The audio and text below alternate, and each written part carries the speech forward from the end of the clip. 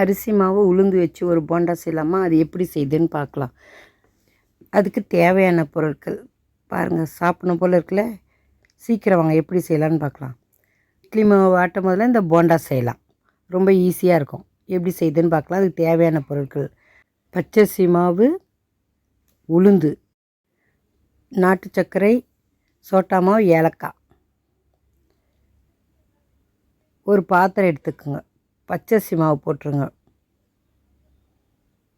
சேர்த்துட்டு நாட்டு சர்க்கரை சேர்த்துக்குங்க. ஏலக்காய் நசுக்கி வச்சுருக்க அதையும் சேர்த்துருங்க. சோட்டா மாவு, உளுந்து மாவு, ஆட்டின உளுந்து மாவு. இட்லி ஆட்டும் போது கொஞ்சம் எடுத்து வச்சுக்கோங்க. அவ்வளோதான். ரொம்ப ஈஸியாக செஞ்சிடலாம் இதை. கொஞ்சம் போல் தண்ணி.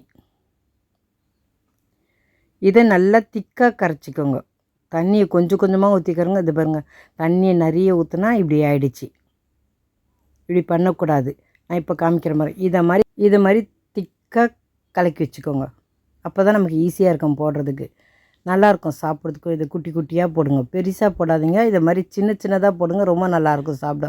ஒன்று ஒன்று எடுத்து போகும்போது வரும்போது சாப்பிட்றதுக்கு ரொம்ப நல்லாயிருக்கும்.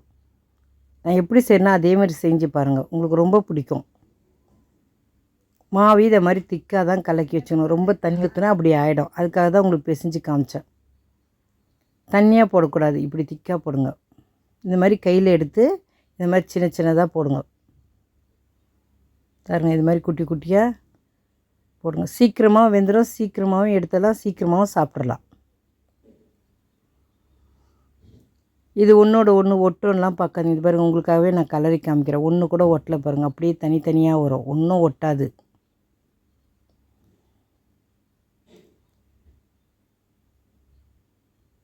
அவ்வளோதான். இதை அப்படியே திருப்பி போட்டுருங்க. திருப்பி போட்டுட்டு இப்படி 2 வாட்டி கலரிட்டிங்கன்னா வெந்துடும்.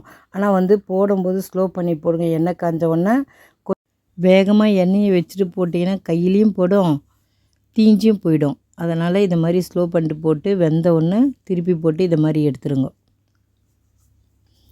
போடுறது முன்னே எடுத்த பிறகு எண்ணெயை கொஞ்சம் வேகமாக வச்சு எண்ணெய் காஞ்ச பிறகு திருப்பி போடுங்க. அவ்வளோதான். திருப்பி போட்டு வெந்துருச்சு. இது 2வதும் போட்டு எடுத்து வச்சு பாருங்கள். உங்களுக்கு ஒட்டலைன்னு சொல்லி தான் இது வீடியோ போட்டு காமிக்கிறேன். 2வது இதை பாருங்கள், ஒட்டாமல் வருது பார்த்தீங்களா? ஒட்டாது. நல்லா நீங்கள் தாராளமாக கலரி விடலாம். வெந்துச்சு பாருங்கள். ரொம்ப சீக்கிரமாக வெந்துடும். இது குட்டி குட்டியாக போடுறோம்ல, அதனால் டக்குன்னு வெந்துடும். திருப்பி எல்லாத்தையும் எடுத்து வெந்துருச்சு வச்சுருங்க. டக்கு டக்குன்னு போட்டு எடுத்துடலாம். அவ்வளோதான், ரெடி ஆயிடுச்சு. சாப்பிட்டு பார்த்துட்டு எப்படி இருக்குன்னு சொல்லுங்கள். நீங்களும் இதே மாதிரி செஞ்சு பாருங்கள். ரொம்ப நல்லாயிருக்கும். ரொம்ப ஈஸியான முறையில் செய்யலாம் இந்த போண்டாவை. இந்த ஸ்வீட் போண்டா ரொம்ப நல்லாயிருக்கும். அந்த உளுந்து சேர்ந்து நல்லாயிருக்கும் சாப்பிட்றதுக்கு. லைக் பண்ணுங்கள், ஷேர் பண்ணுங்கள், மறக்காமல் நம்ம சேனலுக்கு சப்ஸ்கிரைப் பண்ணுங்கள். தேங்க்ஸ் ஃபார் வாட்சிங்.